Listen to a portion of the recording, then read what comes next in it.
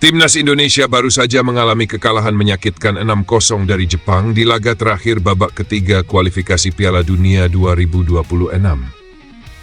Tapi yang menarik, hasil memalukan itu nggak bikin Garuda batal terbang lebih tinggi.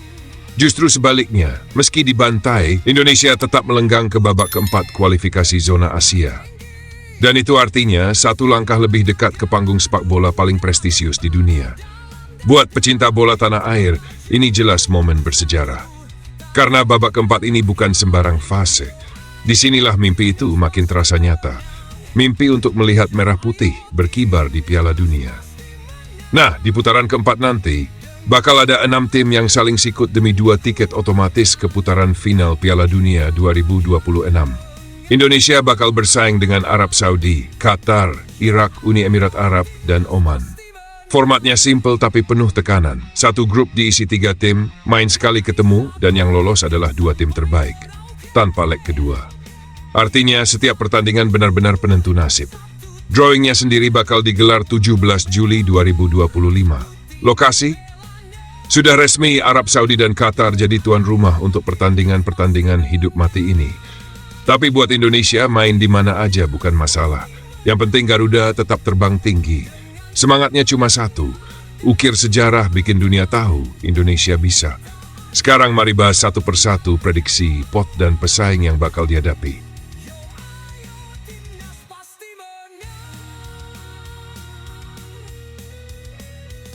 Pot 1, Qatar dan Arab Saudi. Dua tim ini punya ranking FIFA paling tinggi.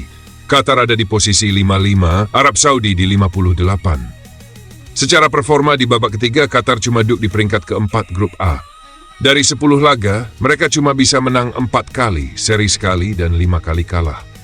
Total gol yang dicetak memang 17, tapi mereka kebobolan 24. Selisih -7 bukan angka yang membanggakan.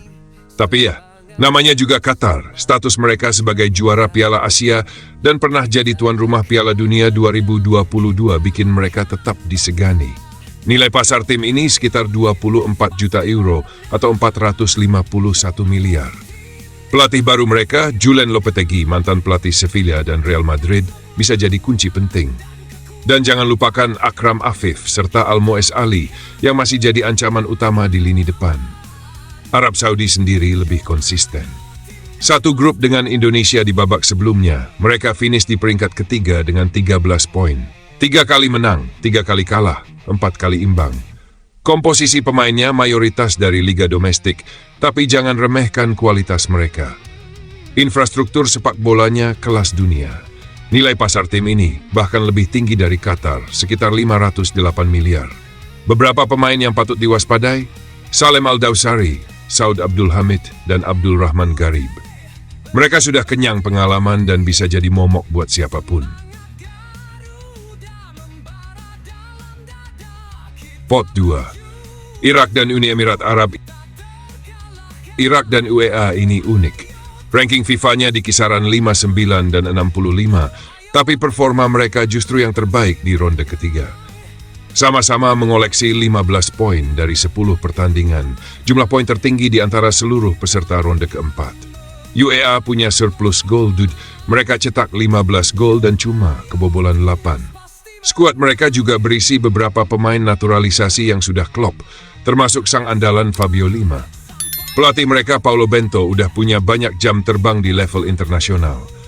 Nilai pasar tim ini cukup fantastis, sekitar 866 miliar, tertinggi di antara semua peserta.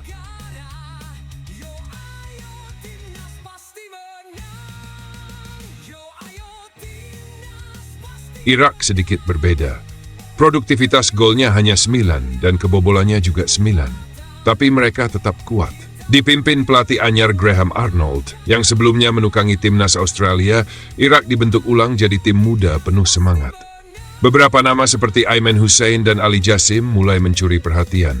Nilai pasarnya sekitar 280 miliar, nggak terlalu tinggi tapi cukup solid. Pot 3. Oman dan Indonesia. Nah, inilah pot paling seru karena disinilah Garuda berada. Indonesia menempati ranking FIFA paling rendah di antara semua peserta, yakni posisi 118. Tapi jangan salah, dari segi nilai pasar, Timnas Indonesia justru nomor 2 tertinggi 571 miliar, hanya kalah dari Uni Emirat Arab. Indonesia menutup ronde ketiga dengan 12 poin, cuma selisih 1 angka dari Arab Saudi.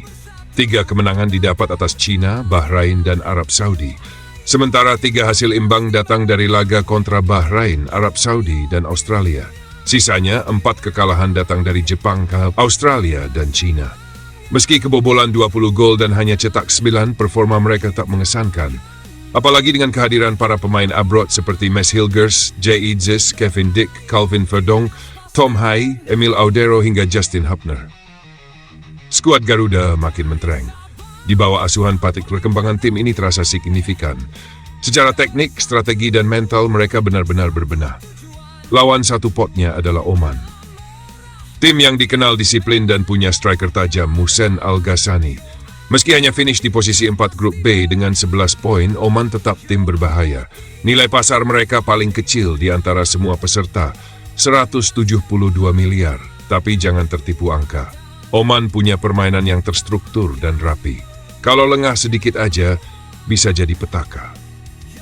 Melihat semua data itu, Indonesia sebenarnya bukan tim dengan performa terburuk di ronde ketiga. Bahkan, kalau dibandingkan dengan beberapa pesaing, Garuda justru tampil lebih meyakinkan dalam beberapa aspek. Kuncinya sekarang cuma satu, persiapan. Waktu masih ada sekitar 3 bulan sebelum ronde keempat digelar pada 8-14 nanti Oktober nanti. Dan dalam waktu sesingkat itu, semua elemen, dari pelatih, pemain, federasi, sampai supporter, perlu bahu-membahu. Fisik harus siap, mental harus lebih kuat, dan kerjasama tim mesti dipoles makin solid. Karena peluang itu nyata. Tiket ke Piala Dunia 2026 bukan sekadar mimpi di siang bolong. Dengan kombinasi determinasi, disiplin, dan dukungan penuh dari publik, Timnas Indonesia bisa jadi kejutan besar di kualifikasi kali ini. Toh, sejarah besar selalu dimulai dari langkah-langkah kecil yang penuh keyakinan. Dan sekarang, Garuda sedang menapaki jalan itu menuju langit tertinggi sepak bola dunia.